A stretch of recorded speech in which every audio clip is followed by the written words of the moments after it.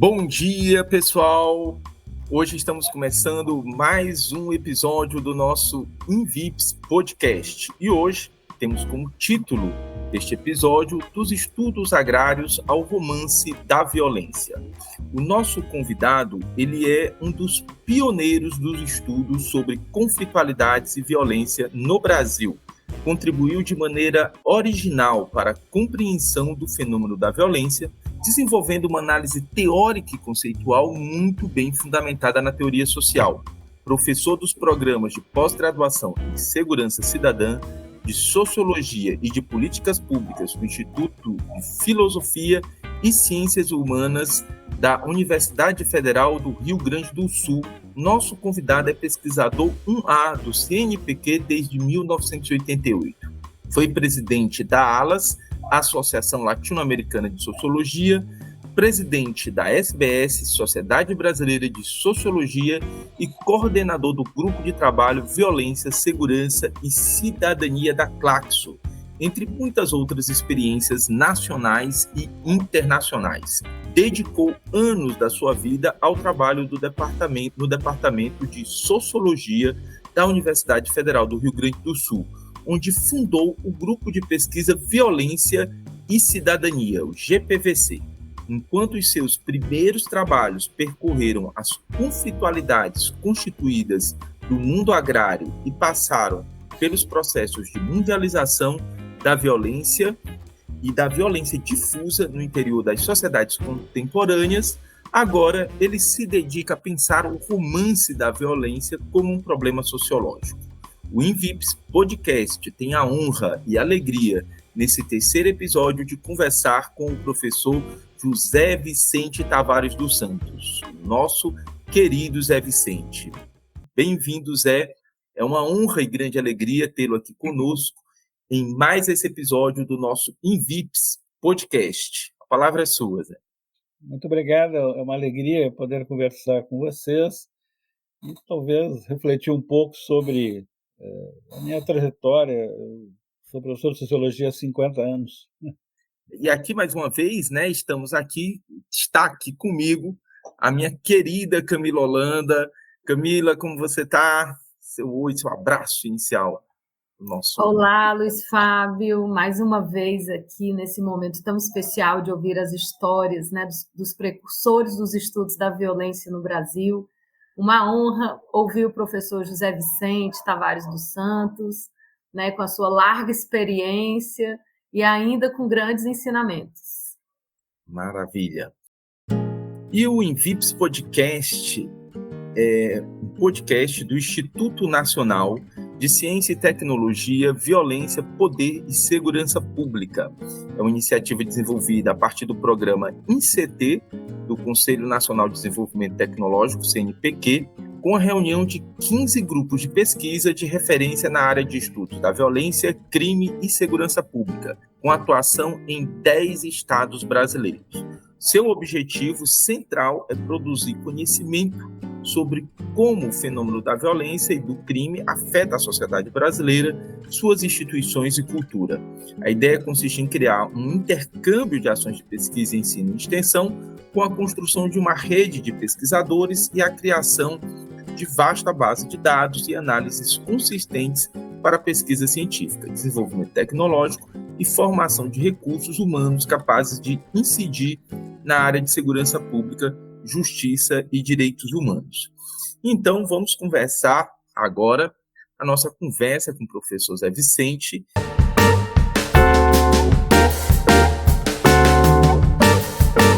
E a gente queria muito, Zé, que você contasse para a gente um pouco da sua trajetória e como os temas da conflitualidade e violência apareceram na sua vida. Bom, começou na família, né?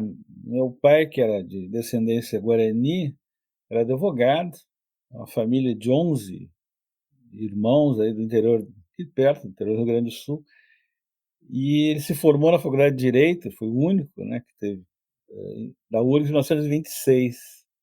Aí ele vai para o interior, uma cidade chamada Soledade, encontra minha mãe, casam, né? Ela muito jovem naquela época. Em 32 o pai resolve fazer uma revolução constitucionalista do interior do Rio Grande do Sul contra Getúlio Vargas, chamada Revolta do Fão. Óbvio que não, ele podia ser um bom político, mas era um péssimo estrategista. E foram derrotados pela Brigada Militar. O pai ficou 2 anos preso, né? E, bom, no almoço de família, o pai contava essas histórias, né? E eu acho que isso me levou muito a ler romances. Eu sempre estudei escola pública. A escola pública era muito boa na época. E eu morava em São Paulo, lá no bairro. Foi um governo democrata cristão que fez 6 ou 10 bibliotecas públicas em bairros de São Paulo. E a gente passava a tarde lá, fazia os deveres de casa, mas tinha muito romance, tinha as professoras que ajudavam. Então, acho que isso fez com que eu sempre li, sempre estudei. Depois, na faculdade, daí, bom, meu pai faleceu, etc. A gente veio morar aqui no Rio Grande do Sul, entrei no secundário, aos 15 anos, no Colégio Estadual Júlio de Castilhos, tinha 5.000 alunos. Daí eu resolvi entrar para o Grêmio Estudantil. Uma data um pouco estranha, 1º de março de 1964. Não era fácil. Bom, daí entrei no Grêmio, etc. Então, afinal, em 2 anos, eu cheguei a secretário-geral do Grêmio. Aí teve uma questão lá com o diretor, ele expulsou 6 pessoas, inclusive eu. Daí eu consegui um lugar numa escola municipal, onde a diretora disse para mim, olha, nós te aceitamos, você fica calado, cala a boca. Né? Daí eu fiquei 1 ano calado, consegui terminar o clássico. Então, acho que foi o movimento, foi um pouco a literatura. Meu pai me pôs na Aliança Francesa em São Paulo quando eu tinha 11 anos, então no colégio eu li a literatura brasileira, na literatura francesa na Aliança, e a experiência do movimento estudantil que um pouco me levaram aí montando uma percepção, digamos, do conflito social. Né? No tempo da ditadura, tinha muitos relatos de torturas, pessoas da faculdade. Eu tinha um grande amigo do secundário que foi morto pela ditadura, Terreira Lisboa. Então isso aí foi marcando a minha geração, né? Muito a ideia do conflito, da ditadura e da resistência. Em 64 eu fiquei 3 dias aí no centro de Porto Alegre, eu e todo mundo protestando e tal. Acho que isso marca um pouco a vida e também as leituras, né? Eu me lembro que quando eu entrei na faculdade de Direito, naquele tempo tinha exame separado, tinha exame escrito e oral de latim. Era interessante. E na faculdade, nas ciências sociais, no primeiro ano eu não sabia muito bem o que fazer da vida, eu fui fazer até uma terapia e tal, mas eu estudei com o professor Gerd Bornheim, que é um grande filósofo, sartreano, conhecia Sartre, e depois foi cassado em 68. Né? E ele nos levou, eu passei o primeiro ano na faculdade de Direito, tinha um instituto de filosofia, tinha uma biblioteca maravilhosa. Eu passava as tardes lá, e Sartre, a questão do método, crítica da razão dialética, até onde eu pude. E tinha muita arte também, a gente tinha aqueles álbuns de arte, né? E tinha a biblioteca da faculdade que, por exemplo, eu já lia francês, né? Tinha os livros de sociologia, as revistas em francês, né? De sociologia.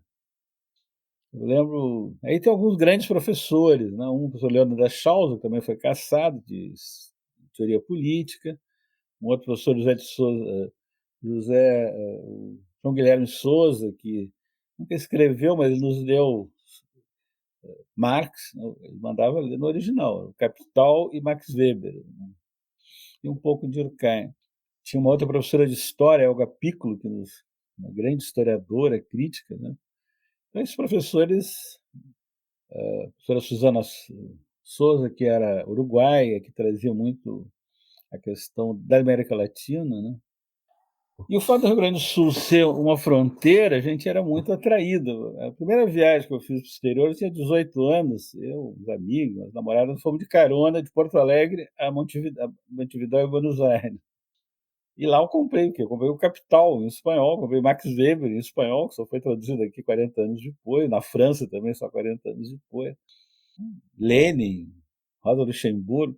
Então, um tempo, metade da biblioteca era em espanhol, né?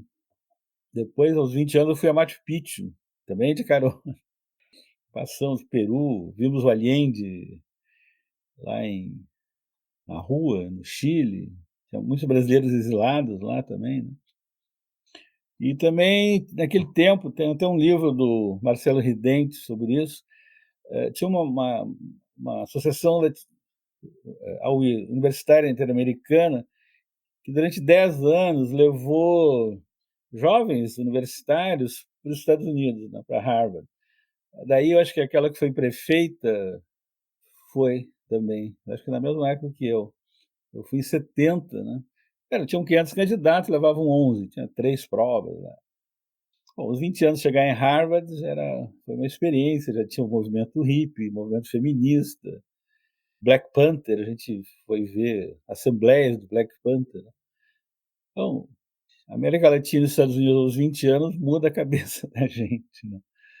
Indelevelmente. Então, isso foi, acho que todas essas experiências muito me levaram a pensar a questão da conflitualidade, do conflito, né? Professor, e com relação aos seus estudos sobre a conflitualidade, a violência, e essa experiência também que você teve, né, assim, com grandes pensadores intelectuais do século XX, que você teve acesso direto, não só pelos livros, mas pelas aulas, né? Tem algum autor que tem uma forte influência no seu pensamento, que para você é esse parceiro que segue contigo na sua trajetória acadêmica? Lá atrás foi o Sartre, né? O Sartre marcou a minha geração. Bom, depois o Marx, né? A gente leu o Marx direto e tudo, né? É um autor mais simples, Goldman, também minha geração. Mas aqui também estava na faculdade, vieram os paulistas, né? Fernando Henrique, Florestan Fernandes, Ottaviani, Maria Eunice Forac, José de Souza Martins, que depois foi fazer mestrado com ele. Então, essa sociologia da USP me marcou muito, né? Todas as férias eu pegava um ônibus, levava acho que 30 horas, ia para São Paulo e Rio, e lá na USP, na Faculdade de Filosofia, pegava aquele tempo se chamava fotocópias, pegava os textos das pessoas. Eu sempre fui um frequentador de livrarias, né? Eu cheguei a ter 5.000 livros, acho que agora já dei um monte para a biblioteca. E era muito mais em livro, não tinha o tal da internet, né? A gente aprendia na conversa com as pessoas e nas livrarias. E até menos que nas bibliotecas. Bibliotecas tinha, mas... E eu acho que esses autores marcaram muito. Depois, no tempo da USP, né, com o Martins, que estava... Fui primeiro orientando dele, ele estava iniciando, né? Eu fui aluno dele, do VEFO, do Luiz Pereira, e o Martins me marcou muito. E o Luiz Pereira também. O Luiz Pereira é muito pouco lembrado, né? Depois ele quis virar Auto Sereno, ele escreveu 2 livros dele. Mas o primeiro Luiz Pereira eu acho que era muito bom, né? Muito interessante, era muito sério, estudava, tudo. E daí eu cheguei aqui no Sul em 78, eu dava aula na GV, eu comecei a dar aula aos 24 anos na GV, né? E numa faculdade privada ali dos jesuítas. E ali eu conheci Bresser Pereira, Maurício Trottenberg e outros, né? E lá veio a Monique Saint-Martin, o Miceli trouxe, e deu um curso em francês, tinha 6 pessoas, 7, 8, então, o Alfredo Catani, o Leôncio, o Miceli, né? Mas eu nunca cheguei muito, me mordia aquilo, me achava um pouco estranho. Mas naquela época nós éramos muito marxistas, né? Embora heterodoxos, o tal do marxismo ocidental, que fala o outro. Eu voltei para o Sul, fui convidado por um professor visitante, em 78 eu vim para o Sul, cheguei aqui. E aí aconteceu talvez um primeiro conflito, o Brizola e outros tinham mandado os colonos que não tinham terra, olha, vocês podem, tem uma reserva dos índios lá na fronteira, chamada Nonoai, pode entrar, que aqueles índios são vagabundos mesmo, não trabalham e tal, né? E daí os índios se organizaram através do CIMI, né, e expulsaram 1.000 famílias. quando eu cheguei aqui, em 78, acho que maio, junho de 78. Essas famílias foram trazidas para aqui perto, em um lugar de exposição agropecuária, e ficaram lá. E daí o governo levou de Boeing 1.000 famílias e criaram um projeto de colonização na Cuiabá-Santarém, quilômetro 700 da Cuiabá-Santarém. E isso, né, a gente fez algumas discussões e tal, a gente dava em aula esse conflito, ele estava no jornal, né? E nesse momento também apareceu a Amazônia no espaço brasileiro, né? Desde os militares, nos anos 70 tinha a Marcha para a Amazônia, então eu digo, não, eu preciso conhecer a Amazônia, não posso ficar aqui. Daí consegui uma passagem aqui a colar. Aquele tempo, na faculdade tinha projetos FINEP, então consegui uma passagem que eu fiz as 8 capitais de Curitiba até São Luís, eu fui indo durante um mês. Eu tinha um amigo que tinha feito mestrado comigo, Carlos Teixeira, que é sobre seringueiros, né? E foi uma experiência incrível. Nós entramos lá em Humaitá, pegamos um barco, um dia fomos visitar os seringueiros que ele entrevistava, tudo. Comemos macaco assado, essas coisas assim. E a Amazônia me impressionou muito, né? Porque era outro mundo. Era outro mundo, né? Daí, né, lá eu conheci Jean Ebert, no NAIA, Núcleo de Altos Estudos da Amazônia, e a Edna Castro, que é hoje a presidente da SBS, né? Uma guriazinha. Mas era outro mundo. A Amazônia, eles tinham um grupo importante, né? Daí eu percebi, eu tinha feito mestrado, meu mestrado foi sobre camponeses que cultivavam uva, né? Fez o livro lá, Colonos do Vinho, e fiquei lá morando com eles 6 meses, tive que aprender eles tinham um dialeto vêneto, né? E eu estudei um pouco o primeiro conflito, que era entre camponeses e a indústria do vinho e as cooperativas de vinho. Está lá no livro. E já nesse livro, o último capítulo é chamado As Novas Terras, porque aqui no sul, nessas áreas de imigração italiana e alemã do século XIX, eles foram subindo para o sul, chegaram na Santa Catarina, chegaram ao Paraná e até Mato Grosso do Sul, né? Mas direto para a Amazônia foi esse momento. Eu já tinha feito o mestrado e tudo, eu disse, não, vou fazer um doutorado. O Martim estava me esperando, mas afinal estava muito cansado da ditadura. Eu pedi uma bolsa para a CAPES e consegui a bolsa e fui para Paris, Nanterre, que tinha um grande grupo de sociologia rural na França. Marcelo Jolivet, André Mandraz e outros. E eu disse, bom, então eu vou fazer o doutorado sobre essa migração forçada, né? E depois eu percebi que não era tão forçada assim, a tese chamava Matuchos, o Sonho da Terra, porque havia um sonho de uma terra, né? As famílias camponesas, como aí, eu acredito, né? O pessoal queria terra, então ia migrando.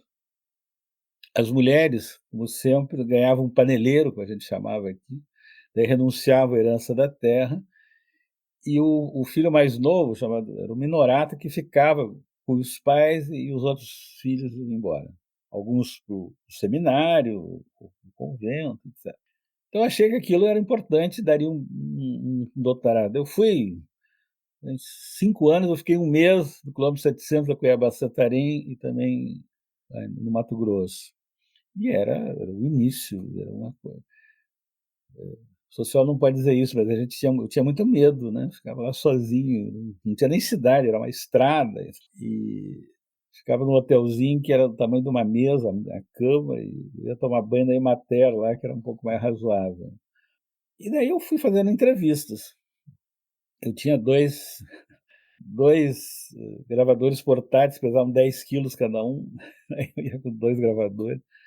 E ficava perguntando para as pessoas. Então, lá tinha a cidadezinha e depois a agrovila. Ia de ônibus, cheguei a ficar na casa de um colono, lá eu pagava um dinheirinho, tá? E entrevistei. Afinal, em 5 ou 6 anos, eu fiz 100 entrevistas gravadas, depois um bolsista transcreveu e tudo. E daí que eu fiz o livro, que depois é Matuchos, o Sonho da Terra, que era um pouco a política de colonização no Brasil desde os anos 30 como alternativa à reforma agrária, às demandas de terra, né? E por que as pessoas migravam, né? É um pouco semelhante aos cearenses que foram lá para a Amazônia trabalhando também nos seringais, né? Então é isso. Bom, nessas conversas, óbvio que eu ouvi muitas histórias de conflitos, de expropriações, né, de violências, né? E daí depois o professor Martins me indicou para a CNBB para eu ser assessor da Comissão Pastoral da Terra. Daí, durante 6 a 7 anos eu dei cursos, somente na Amazônia, para o pessoal da CPT, que eram jovens, padres, freiras, muitos devem ter morrido, mortos, né? Eu conheci novamente a Amazônia inteira. Era interessante, porque eles tinham uma prática terrível, né? Fantástica, criativa, mas o pensamento deles era o marxismo mais vulgar possível, era Martha Hanecker, espero que você não tenha lido. É uma professora, depois até que ela melhorou, mas era assim, era muito. Ela tinha sido aluna do Althusser e fez uma vulgata do marxismo. Então, essa experiência com a CPT, eu vi muitos relatos, novamente, de conflitos. Muitos, muitos. Eu escrevi sobre isso. A Comissão Pastoral da Terra, até hoje, tem a única base mundial sobre conflitos agrários. Às vezes a ONU, a FAO me chamou em Roma para apresentar o trabalho, eles queriam fazer um atlas mundial de conflitos agrários, não conseguiram fazer. Mas CPT até hoje, né? Isso é muito interessante. E daí lá por 98, 99, o Paulo Sérgio Pinheiro, acho que por indicação do Martins, me chamou lá para discutir no NEV conflitos agrários, violência agrária, né? E aí eu comecei, eu nunca tinha pensado, a palavra violência realmente, para mim, era apenas um adjetivo. E aí foi que eu acho que eu cheguei na violência via conflitos agrários. E, professor Zé Vicente, a partir daí, né, o senhor vai desenvolver um conjunto de estudos, né, vai pensar problemas relacionados à mundialização da violência, à difusão da violência, segurança pública, e vai traçando uma trajetória até chegar ao que me parece a sua paixão hoje em dia, que é o romance da violência, né? Então, como é que foi esse deslocamento desse tema, né, dos estudos agrários para até esse desenvolvimento de um estudo sociológico, né, do romance da violência? Aí teve uma preliminar que daí assumiu aqui o PT, o Olívio Dutra, né? Primeiro na prefeitura e depois no governo do estado, e começaram a me chamar para discutir, por exemplo, a guarda municipal. Eu nunca tinha pensado em guarda municipal na minha vida. E teve um outro episódio, um colega meu de faculdade, uma grande família, ele tinha sido secretário-geral do Ministério da Justiça, muito jovem, e era secretário de Segurança. Aí, acho que em 93, ele me chamou lá, olha, nós precisamos de um estudo sobre a criminalidade no Rio Grande do Sul, nós te damos todos os dados, e tem que fazer um projeto, a gente pede, naquele tempo o computador era uma raridade, né? A gente pede 2 computadores para a Fundação de Pesquisa, etc. E assim fizemos. Daí fizemos, eu chamei as pessoas e tal, né? Tinha 3 alunas minhas, a professora Letícia Sabac, eram funcionários do governo, acho que até da polícia, tinham feito concurso e tal. Aí consegui reuni-las, fizemos um grupo de pesquisa dentro da Secretaria de Segurança, com esses 2 computadores, escrevemos um relatório de 400 páginas. Daí fizemos um evento. Na URI desse evento saiu um livro de 800 páginas chamado Violência em Tempos de Globalização. E nesse evento, na URI, pela primeira vez, entraram 600 brigadianos, policiais militares, né, que foram mandados pelo governo. Daí eu chamei meus amigos do Sem Terra, conheci o João Pedro Stede lá nessa época, muito antes. Vieram 150 sem terra, mais uns 400 estudantes. Foi a primeira vez que a polícia entrou dentro da universidade para não levar alguém, né, mesmo para escutar. E foi uma experiência muito interessante. Daí eu chamei meus amigos. Então, o secretário chamava algumas pessoas mais vinculadas, digamos, ao pensamento penal, penalista, e eu chamei quem eu conhecia, que era Eliette Safiotti, o Paixão, né? Eu acho que veio o Martins também, acho que o Sérgio já veio, e outras pessoas. Eliette Safiotti falando para 600 policiais era muito, muito interessante. E, bom, a partir daí, havia um grupo de oficiais aqui da Brigada, que no jornal se declarava Grupo de Oficiais Socialistas da Brigada Militar. Estou falando de 94. e me pediram um curso de especialização sobre violência, segurança, cidadania. Eu nunca tinha feito curso de especialização, não tinha a mínima ideia como fazer, né? Fiz. Né? Chamei o Balestrelli, que era da Anistia Internacional, depois foi secretário nacional de segurança, e outras pessoas. E vieram, a gente cobrava, sei lá, um dinheirinho. Depois vieram 25 oficiais, e eu convidei o Movimento Negro, o Sindicato de Prostitutas, sindicato. O Rodrigo Azevedo veio indicado pelo Movimento Sem Terra, que o sogro dele era o advogado sem terra. A gente juntou esse grupo e foi muito interessante, aprendemos muito, óbvio, né? Eu tinha ouvido, tinha pensado nisso. Essas especializações nós fizemos acho que umas 10 depois, até chegar na RENAESP, no governo Lula, etc. E aí, um outro tema, daí eu quero juntar com o romance, que é a questão da polícia. Eu nunca tinha pensado em polícia, sinceramente, eu tinha medo da polícia. Aí, mas a polícia veio a nós. Olha, eu era pró-reitor de pesquisa nessa época, daí vieram lá 5 oficiais, olha, nós queremos que você nos ajude a reformular os currículos da academia, da brigada militar, etc. Naquele tempo eu viajava bastante, somente nos Estados Unidos e Inglaterra, daí eu fui buscar os Policing Studies, que afinal a USP depois publicou os 10 volumes, né, Polícia e Sociedade. Mas era mais na Inglaterra que tinha muito. Bom, daí por que eu continuei estudando violência, sempre, né, tem muita demanda e tal. Mas lá, uns 10 anos atrás, eu cansei realmente, somente estatísticas muito, como você sabe, muito complexas, né, na sua elaboração. E daí eu voltei, me lembrei da minha velha paixão. Eu falei, meu pai era advogado, nascida numa biblioteca, minhas irmãs estudavam na Sorbonne, literatura francesa, tinha um irmão que lia Dickens, minha mãe gostava de biografia do Napoleão. Acho que eu ouvi falar de romance antes de aprender a ler e escrever, né? Aí eu digo, bom, mas já que eu estou na violência, eu vou então estudar o romance policial. Eu confesso que eu nunca tinha sido um grande leitor de romance policial. Eu, bom, eu vou começar por aí. E aí teve 2 livros que foram fundamentais. Um, Ernest Mandel, As Delícias do Crime. Ernest Mandel é um grande historiador e economista belga, marxista, ele tem 6 livros sobre o capital, etc. E em 83, o último livro dele, ele morre em 84, livro publicado no Brasil em 85, As Delícias do Crime, uma história materialista dialética do romance policial. Ele leu tudo, desde o Conan Doyle, desde o Edgar Allan Poe até o pessoal da sua época. E quando eu li aquilo, eu disse, então esse troço dá samba. Né? E um outro livro que foi muito importante, foi até o César que me trouxe da França, foi Boltanski, já 2012, Enigmas e Complôs, que é um livro.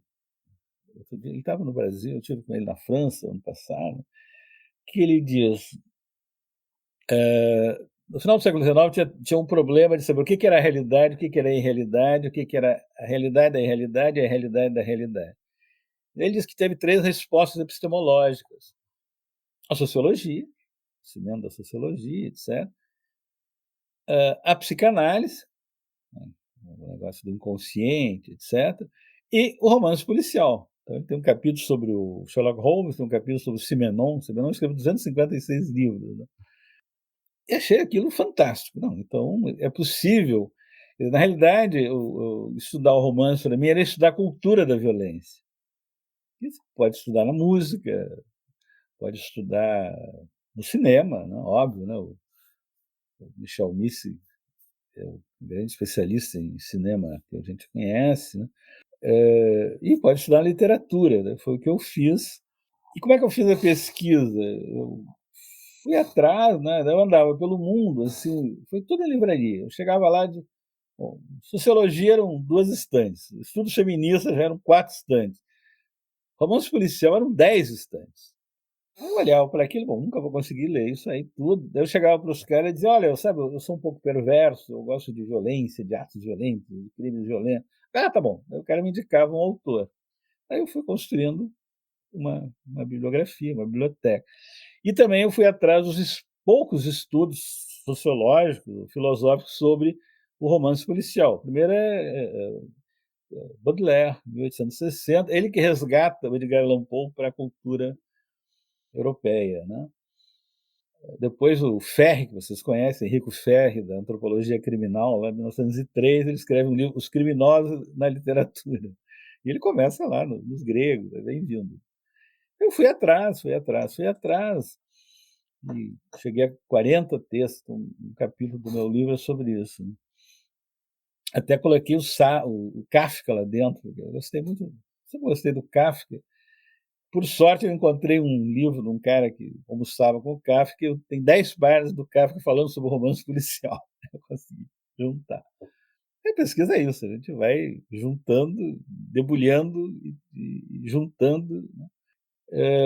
Então, eu achei que era um tema interessante, né, na América Latina também. E muito assim, o romance policial, eu não conheço, talvez, um professor na USP hoje, o Júlio Pimentel, que tem curso sobre romance policial. Por quê? Porque pessoal da literatura trabalham muito nessa área do cânone, né? Você tem que estudar os 20 grandes autores e tal. Romance policial é chamada literatura de consumo, etc, etc. Né? Mas as pessoas leem. Em casa haviam pessoas que, no segundo copo de água com borbulhas, eles diziam, não, eu li, me dava uma aula do Simenon, Conan Doyle, Agatha Christie, etc, etc. No romance policial, muito antes do feminismo, está lá Agatha Christie, 5 grandes autoras inglesas dos anos 10, 20, né, que escreveram belíssimos romances policiais. São grandes autoras, Patricia Highsmith e outra. No Brasil, agora, a Patrícia Mello, etc. Então, foi assim que eu fiz a pesquisa. Né? E daí eu achei que já se falava muito no chamado neopolicial, porque as coisas eram um pouco diferentes na qualidade da América Latina.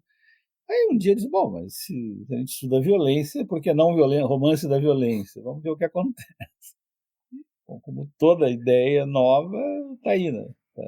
Já fui criticado, já fui elogiado, mas essa é a vida. Né?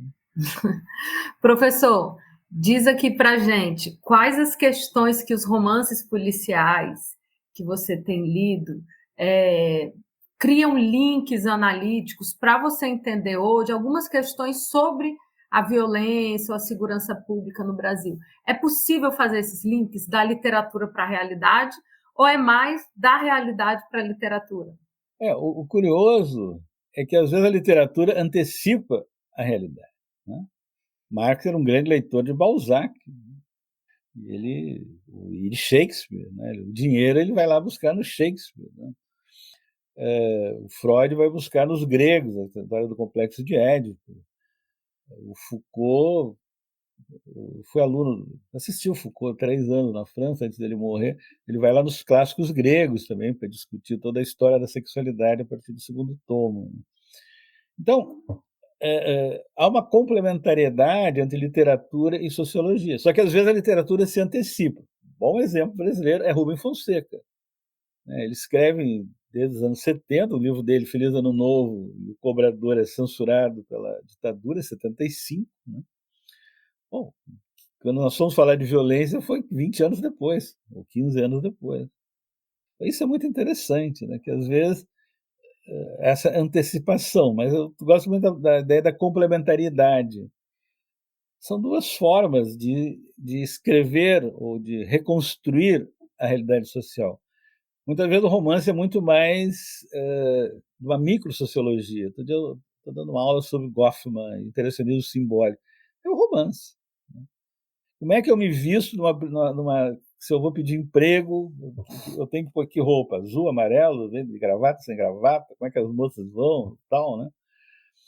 O romance é muitas vezes uma microsociologia. E as motivações aparecem, às vezes, muito melhor no romance que na sociologia. Às vezes o sociólogo é muito objetivo, entre aspas. Né? Porque um problema da sociologia, quando ela se diz como ciência, é que muitas vezes ela se reporta a uma ciência do século XIX, ao fisicalismo do século XIX. E não a ciência pós-Einstein, a física quântica, a biologia molecular, a ciência da computação. Né? Eu sei que vocês estão trabalhando agora com o pessoal das águas, né, dos hídricos. Bom, essa interdisciplinaridade é a ciência hoje. Então, às vezes, o romance é muito próximo a isso. Como é que eu estudo lá, né, os jovens, né, a motivação de um jovem, por que ele entra em atividades de delito ou não, etc., né? Então, eu vejo que a literatura nos ensina, talvez melhor, as motivações da ação social, os desejos, as paixões e os ódios, né? Está lá o Freud, eu gosto muito da segunda tópica freudiana, da pulsão de vida e pulsão de morte, né? Eros e Thanatos, amor e ódio. Isso está muito, né? Se vocês estão estudando aí as organizações criminais, né? Está lá o Fórum de Sociologia discutindo que são 77, 82 ou 105. Bom, isso, para mim, é secundário. O importante é como é que... Eu gosto muito do Gabriel Feltran, que é do nosso grupo, né? Tem 8 ou 9 livros sobre organizações criminais que eu conheço. Deve ter mais, eu só conheço 8 ou 9. Um deles ele chama Irmandade, né? Ele compara as organizações criminais à maçonaria. Por quê? Porque se cria uma fraternidade. E quer dizer, as pessoas não vão para o crime apenas por um motivo de lucro. Tem aquela economia do crime dos Estados Unidos, da Gary Becker e outros. Isso é falso, elas vão por outros motivos também. Tem a professora Rosemary que escreveu um livro chamado Mulheres que Matam, né? Que é muito interessante. Né? Então, eu acho que para entender, digamos, a subjetividade dos atos violentos, o romance ajuda muito a entendermos isso. Que legal, Zé. Zé, e você foi um cientista, né, e trabalhou nessa compreensão do fenômeno, mas você sempre teve, como você narra na sua história, um engajamento, né? Você sempre contribuiu muito para essa discussão sobre segurança pública, né, a partir de todo esse conhecimento e na formação de cursos e tal. Como é que foi esse diálogo? Como é que você, né, em um momento fala que os policiais foram, né, até a universidade, né? A partir desse diálogo você abriu cursos, né? Vocês têm um programa de pós-graduação, né, sobre segurança cidadã. Vocês trouxeram essa discussão sobre segurança cidadã para o campo do debate sobre segurança no Brasil. Então, como é que foi um pouco isso? O que é que tu vislumbra que foi a dificuldade? O que é que vocês conseguiram efetivamente produzir de diferença? E também aquilo que você viu que ainda é uma dificuldade para a gente mudar esse panorama da segurança pública no Brasil. Bom, eu falei lá em 93, 94, a brigada aqui tem um instituto de pesquisa, interessante. E o então capitão Sérgio Abreu, que depois foi comandante-geral, ouviu uma palestra minha sobre a Amazônia. A esposa dele trabalhava aí no setor de estatística do Estado, fui lá dar uma palestra, e me convidou para falar nesse instituto. Primeira vez que eu entro numa sala, que tinham 40 homens, não tinha muito, fardados, tal, complementar. Bom, falei, né? Falei sobre a Amazônia, evidentemente, eu não ia falar sobre o Rio Grande do Sul. E daí, pouco a pouco, houve essa demanda. E veja, isso não foi só aqui, acho que em 20, inclusive aí, né? Em 20 estados brasileiros, quem procurou as universidades foram as polícias militares. Curioso. Eu cheguei a levar 15 professores do Instituto, quando eu era diretor, para dar aula na academia da Brigada Militar. A Polícia Civil foi convidada 3 vezes até, muito rapidamente. Assim. Isso parece que se repetiu, salvo exceção, em 20 estados brasileiros. Tanto que quando a gente fez a RENAESP, né, no segundo governo Lula, né, nós chegamos a 60 universidades, nós formamos aqueles cursos lá de especialização, tinha um currículo mais ou menos comum, vocês fizeram aí vários, né, nós formamos 10 mil policiais. Eu acho que essa relação de universitários com policiais é uma grande contribuição à democracia. Eu só encontrei isso em 3 países, Estados Unidos, China e Brasil. No México tem 10 caras. Na Argentina tem 2 ou 3, né? No Chile também, 3 ou 4. Então, isso acho que é muito interessante. Óbvio que nós tivemos que aprender a falar, a ser mais analítico em relação ao trabalho policial. Hoje eu tenho um texto chamado Sociologia do Policiar, que acho que eu apresentei por aí, que você tem uma sociologia do policiar, né? Há uma especificidade, etc. O que é a polícia? Tive muitas discussões aqui, passado, que os caras da prefeitura dizem, vamos terminar com a polícia. Eu digo, tá, ótimo. E o dia seguinte, o que vai acontecer? Então, isso eu acho que, do ponto de vista da democracia, é muito interessante você discutir modos de segurança e modos de policiar. E lá pelas tantas nós fomos estudar, eu fiz aquela pesquisa sobre academias de polícia, eu fui a 15 estados, eu fui a 25 academias aqui no Brasil. O professor César Barreira criou uma academia, né, que vocês participaram. Isso é muito interessante do ponto de vista de você construir uma sociedade democrática. Você precisa ter uma polícia democrática. Daí a questão de discutir os modos de segurança. Na Constituição na Constituinte de 88, a gente pode ler as atas lá das discussões preliminares, as forças de esquerda não tinham um pensamento muito sobre segurança. Aquilo é coisa da ditadura. Então, foi pouco a pouco. Foi realmente, a partir de algumas experiências estaduais, aqui no caso do governo Olívio, né? O governo Olívio resolveu, como eu tinha feito o trabalho para o PMDB, ele não achava meio estranho. Em todo caso, eles resolveram fazer uma academia integrada, tá? 98, por aí, que era, numa mesma sala de aula, os 20 meninos, mais meninos, poucas meninas que entravam na Brigada Militar, da Polícia, 20 da Polícia Civil e 10 dos estudos do Serviço Penitenciário. E me pediam para eu coordenar, eram 120 professores, 3.000 alunos. Foi uma confusão, evidentemente, tal, mas a grande experiência, até hoje eu encontro policiais por aí, professor, eu me lembro daqueles cursos, professor tal, né? E certamente houve outras experiências aí, Minas Gerais, o pessoal do Beato também fez isso.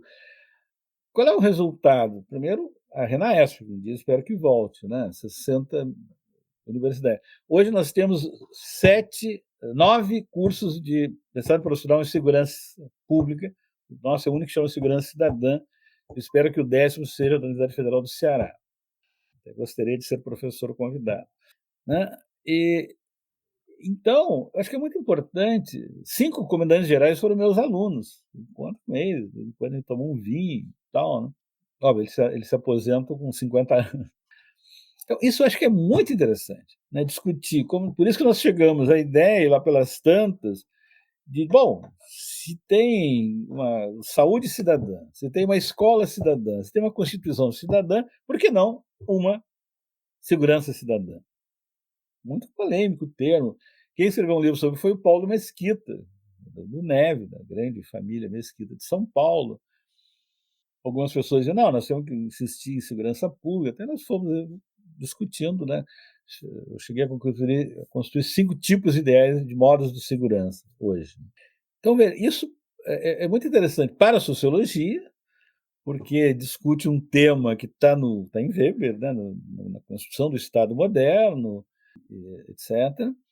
Desde então, está em Norberto Elias e outros, né? Óbvio, Foucault, etc. Mas também discutir o que é, afinal, segurança é um dos 5, está no artigo 5 e 6 da Constituição. O pessoal só se lembra do 144, mas os 5 e 6 é um dos 5 direitos fundamentais. Então, se nós discutirmos que tipo de saúde nós queremos, que tipo de medicina preventiva, curativa, etc., que tipo de escola que nós temos que discutir que tipo de segurança nós queremos. E aí eu acho que tem 2 personagens novos. Primeiro, o policial pesquisador, que nós criamos. Aí, eu tenho vários alunos que escreveram livros e tal, né? Vocês devem ter também. Eu tenho até o capitão Wagner aí no Ceará, que foi aluno do César Barreira. Então, essa é uma figura nova, né, do policial pesquisador. Isso eu só encontrei nos Estados Unidos e na China. Na França não tem. Eu vou lá falar na França, lá no grupo lá do CESDI, porque eles policiais, não, policial aqui é outra coisa. Na Inglaterra até tinha um pouco, tinha um curso da Scotland Yard, eu fui lá e tal, depois também desapareceu, né? Nos Estados Unidos tem, de diferentes maneiras. Na Argentina tem 3 cursos de segurança, em Mendoza, Villa de Llanos, na periferia de Buenos Aires, e Córdoba. até onde eu conheço, e parar por aí. Eu acho que é muito interessante. E é muito difícil, porque você tem que saber, inclusive, mudar a sua linguagem, né? Você não pode ser agressivo com as pessoas. Não, os policiais são todos violentos. Bom, né? Então você precisa aprender a falar, aprender a se comunicar e aprender a transmitir uma sociologia que seja analítica, que seja investigativa e que seja criativa também. Porque muitos desses policiais vêm civis, mas também hoje, né? Hoje cada vez mais de um curso de direito, que geralmente não são universidades, as grandes universidades. Então é um curso onde o direito, digamos, a ortodoxia jurídica, na criminologia para chegar até Lombroso, quiçá, é muito forte, né? Tanto que eles usam a palavra doutrina. Bem, né? A nossa doutrina é.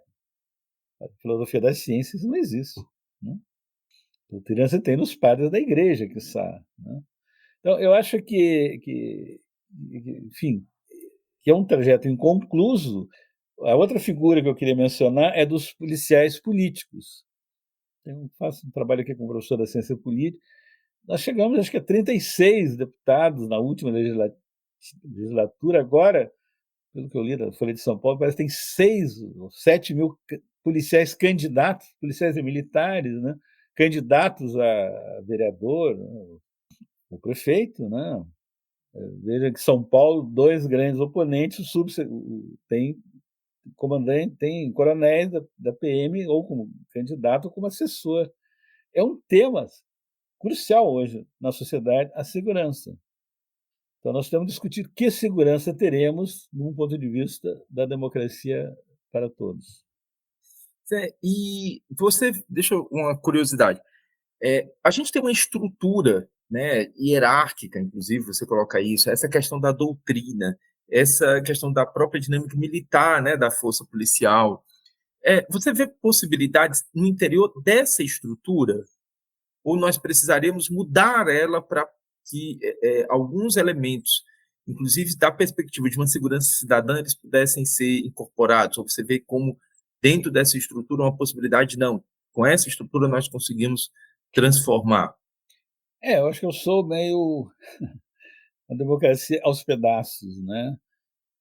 Esses grandes debates estruturais, militarização, desmilitarização e tudo, eu pessoalmente não acredito muito mais, né? Porque isso é criar um absoluto que talvez não se chegue. Eu sou muito mais de pequenas mudanças, que são possíveis. Por exemplo, direitos humanos nas academias de polícia. Isso não tinha 20 anos atrás, né? Sociólogos dando aula para policiais, sociólogos dirigindo academias de polícia. E dentro dos próprios policiais, onde você tem. Outro dia eu estava lá no fórum, né?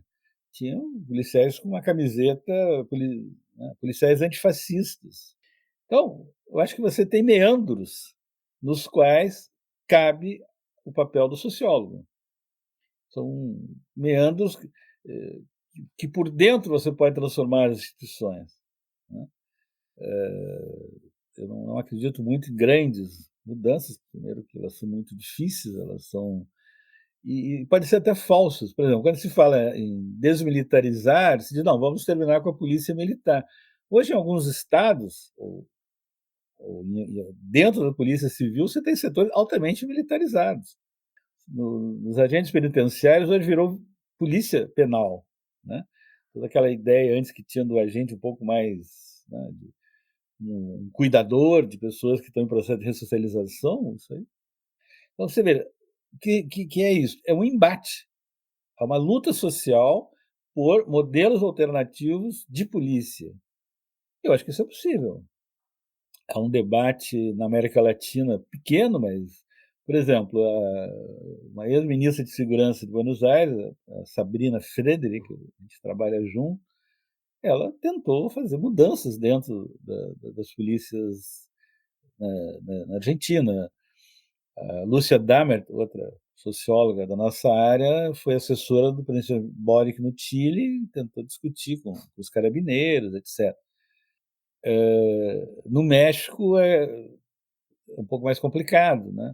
Mas, em todo caso, mas em todo caso em Guadalajara e na Universidade Nacional Autônoma você tem curso de segurança cidadã. E veja que interessante, o BID, não sei em que momento, né, mas nos anos 90 para cá, porque a ONU fez um conceito de segurança humana desde os anos 94, mas mais nos anos 2000. E o BID tem programas, já teve 11 projetos de grandes aulas, né, nacionais, que eles chamam de segurança cidadana. Eles não chamam de segurança pública, chamam de segurança cidadana. Então, na língua espanhola, você tem segurança pública, mas por que aparece essa nuance, esse matiz? Sinal que algo se mueve, não? Algo está se mudando, algo se está acontecendo, no sentido de uma mudança, de uma democratização das organizações policiais. Professor, mas, por um lado, nós também temos uma polícia no Brasil muito violenta, não é? Os movimentos de mães e familiares, eles constituíram um conceito, né, que é um conceito, que é o de terrorismo de Estado, né, quando a polícia tem um envolvimento com o assassinato dos seus filhos. Aqui no Ceará a gente tem o caso da chacina do Curió, inclusive que colocou, né, o maior número de policiais no banco de réus, e é um longo julgamento, teve a primeira parte, nós estivemos lá, eu, Luiz Fábio, e está em andamento, né? E temos um outro problema, que é com relação à saúde mental dos policiais, né? Um grupo extremamente adoecido e também, né, que passa também por episódios de confronto que ocasionam as suas mortes, né? Então, temos uma polícia que morre e uma polícia que mata. Diante desse cenário, como é que você vê essa situação? E se você considera isso uma situação grave assim, para a gente pensar hoje os problemas mais contemporâneos de segurança pública no Brasil? Bom, certamente são problemas graves e que existem, né? Mas nem toda a polícia é violenta e nem toda a polícia tem problemas de saúde mental. Que os tem, certamente. Eu estava lá no fórum, uma discussão que começou aqui no Sul, governo Olívio, depois, que é a questão da saúde mental dos policiais, o maior número de suicídios entre policiais, etc, etc. A questão que você fala das mães, elas têm toda a razão. Mas veja, isso não pode nos fazer esquecer de um conjunto maior, que nem todos os policiais são violentos. Acho que não se pode afirmar isso, né? Seria incorreto. E que eu acho que é uma luta, né? Veja, um dos 5 modelos que eu trabalho de segurança é a segurança interior, que eu chamo, é a militarização da segurança. Do Ceará passivo você passa para o raio, né? No Rio, o fim das UPPs, que devia ter a UPP social, depois... Eu estudei 15 projetos de prevenção da violência no Brasil, do Ceará Pacífico. Então, estudei durante a pandemia pela internet, não deu para fazer entrevista. Mas, em todo caso, você tem movimentos. Eu vou dar aula para a polícia do Amazonas daqui a um mês, né? O secretário de Segurança, e todos me convidaram. É um inspetor muito interessante chamado Antônio Gelson, ele fez doutorado em demografia na UFMG. É brilhante. E ele foi um dos relatores do projeto lá da Amazônia Viva, Amazônia pela Paz, e me chamou para eu ir lá dar aula, vou até me pagar uns dinheirinhos. Eu vou dar aula para toda a polícia do Ceará, do Amazonas. Já dei para vários lugares. Então, eu acho que a gente tem que trabalhar com processos, né? E dar conta de todos eles. Acho que tem que ser denunciada a violência policial. Quando eu dou aula policial, eu falo a violência de alguns membros das polícias, não são todos. Você tem que denunciar, né, chamar atenção para a questão da saúde mental, mas é preciso levar em conta que é possível transformar uma instituição, né? Há muitas pessoas muito interessantes lá dentro. Eu falei, vocês conhecem também como eu, né? Então, eu sou muito mais processualista, digamos assim, nesse ponto. Maravilha, professor Zé Vicente. E o que é que o senhor diria, professor Zé Vicente, hoje? A gente já está caminhando aqui um pouquinho para o final da nossa conversa. O que é que o senhor diria hoje para os jovens, as jovens pesquisadoras, pesquisadores da área de ciências sociais, que especialmente da nossa área, né, de estudos da violência, crime, segurança pública? Quais são os desafios dessa nova geração para dar continuidade a esse enorme trabalho que tem sido feito para a compreensão desses fenômenos no Brasil? Primeiro é preciso participar de pesquisa. A gente só aprende a pesquisar. Eu comecei lá com 18 anos, mandava nas fábricas para entrevistar os operários e tal, não sei o quê, nos colégios. Eu fiz pesquisas, eu vivia disso, 2 anos eu vivia do dinheirinho que vinha dos técnicos aplicar questionário. Participar de pesquisa é fundamental, aí você vê como a coisa é difícil, trabalhosa, etc, etc. Segundo, é preciso ler teoria. Sem teoria, como é que você entra na internet? No meu tempo não tinha internet, né? Tinha a tal da enciclopédia. A enciclopédia, ou o tal do celular, é uma enciclopédia, mas como é que eu me organizo nessa enciclopédia? Se eu ponho lá violência, vem 260 mil páginas. Quais que eu leio? A primeira, que geralmente é paga por alguém, para eu entender este mundo da vida, esse mundo dos fenômenos, eu preciso ter conceitos teóricos que me permitem organizar. Ler Gaston Bachelard. O que é o objeto científico? Vou ler Bourdieu. Passar do problema social, que está aí, ao problema sociológico. Então, eu acho que Bom, terceiro, ler o tanto quanto possível livros, não apenas artigos, né? Porque eu sou do tempo do livro, você pode ver aqui atrás. Porque o livro, vocês todos têm livro, né? Os Fábio eu conheço, o seu ainda não. O livro você vê o desdobramento de todo um raciocínio, né? Como é que eu comecei, eu identifiquei o objeto, eu fui indo, fui percorrendo. Eu acho que o livro é interessante, né, os livros derivados de tese, porque ele mostra o percurso de um raciocínio teórico e analítico, até chegar a algumas conclusões. E quarto, ler romance, o que seja possível, né? Eu acho que esse quádruplo, né, são 4 patas da construção do sociólogo. Que legal, professor Zé Vicente. E diga aí o que a gente gostaria também, professor Zé Vicente, uma mensagem sua, assim, a respeito do INVIPS, né? Quais são as suas expectativas para o Instituto? Bom, primeiro acho fantástico, né, esse número de grupos, tantas experiências que a gente pouco conhece, né? Vocês, como eu, vivendo o problema da periferia. A gente conhece muito mais o centro do que a periferia. E, às vezes, como já disseram vários, a periferia é valiosa também. Eu acho que, segundo, complementam inúmeras experiências de pesquisa, dos mais variados tipos, metodologias quantitativas, qualitativas, chamo de metodologias informacionais, etc. O NVivo, que eu trabalho muito. Segundo, gerações, né? Acho que a professora Rochelle e outros fizeram um texto sobre as 4 gerações de grupos de pesquisa, né? Eu acho muito interessante, né? Esse diálogo entre gerações, que são experiências diversas, quer dizer, como eu falei, eu nasci vivi de uma biblioteca, a tal da internet chegou quando eu tinha 50 anos. E, então, essas gerações têm distintas experiências, têm distintos conceitos, têm distintos modos de ver a sociologia e ver o mundo. Então, esse diálogo eu acho que é muito interessante, né? Principalmente agora que eu estou velhinho, idoso e tal, você tem que aprender a conversar com as novas gerações e aprender com as novas gerações. Meus professores diziam que esses guris aí não servem para nada, são os cabeludos e tal, que nunca vão dar em nada. Tem gente da minha idade que diz isso também para as novas gerações. Não é gurizada e tal, fica só na internet, não sei o quê e tal. Então, esse diálogo entre gerações eu acho que é muito enriquecedor do ponto de vista da ciência, né? A discussão em epistemologia da ciência, ciência normal, ciência extraordinária, a questão da reflexividade, todos os autores falam, né? Então, como é que eu vou ser criador na ciência? É muito aprendendo com as diversas gerações, né? Os autores são diferentes.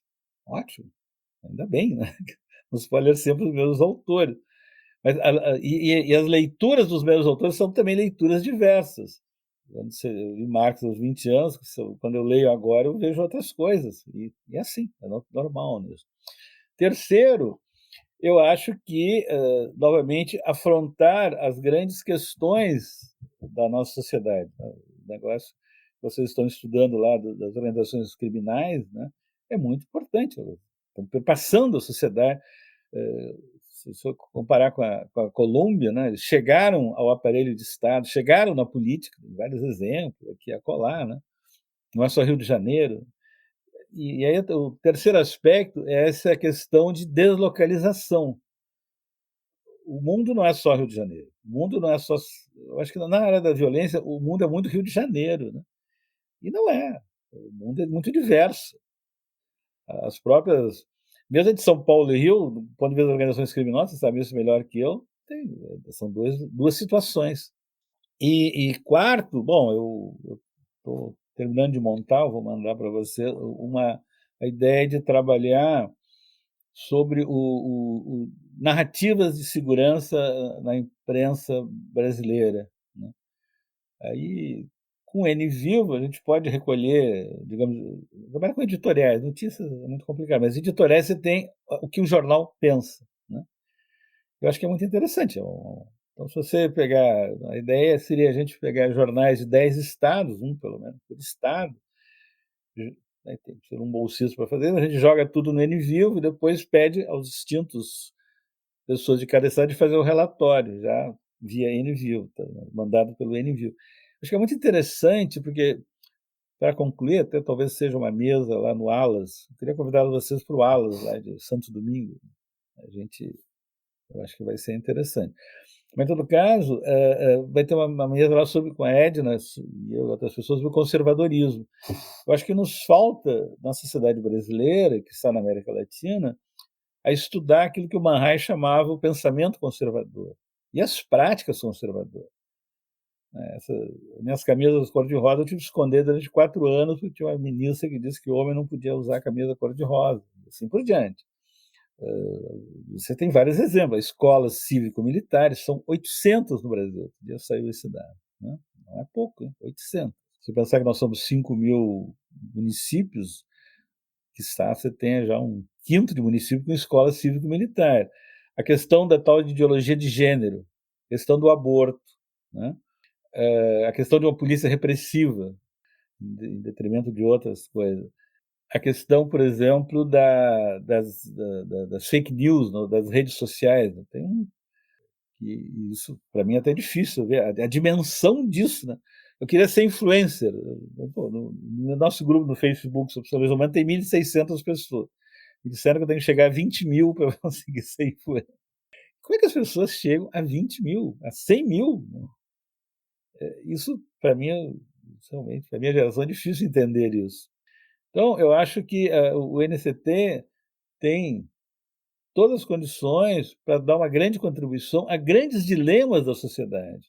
E não somente violência, não. Dilemas. O que é a violência? A violência reporta a ordem social. Que ordem social nós queremos? Com violência ou sem violência? E violência macro, micro? A questão, por exemplo, dos 40.000 estupros, né? Isso, todas as pesquisas que eu li, posso estar enganado, 85% é dentro do espaço doméstico, do grupo doméstico. Não é no tarado do parque que eles falavam antigamente, né? Então, nós estamos, a partir de estudo sobre a violência, nós estamos, na realidade, pensando que ordem social a sociedade está querendo. No fundo é isso. Então, acho que é muito importante e felicito vocês pelo trabalho de coordenação, que não é fácil. Maravilha, professor Zé Vicente.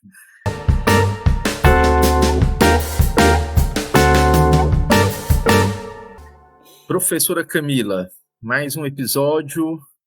Mais uma oportunidade incrível, né, da gente conhecer a trajetória dos pesquisadores, como o Zé falou, né, que deram certo estudando a violência, né? Então, exatamente esse fato da gente, às vezes, né, ter essa preocupação, né, com o futuro dos estudantes universitários diante de tantos desafios que a gente observa hoje, né? Então, foi muito legal ver a trajetória do professor José Vicente, as suas lições e as suas invenções também, né? Porque na sua trajetória a gente vê que a criatividade é uma ferramenta essencial para sociólogo e para o sociólogo e que o professor José Vicente tem de sobra.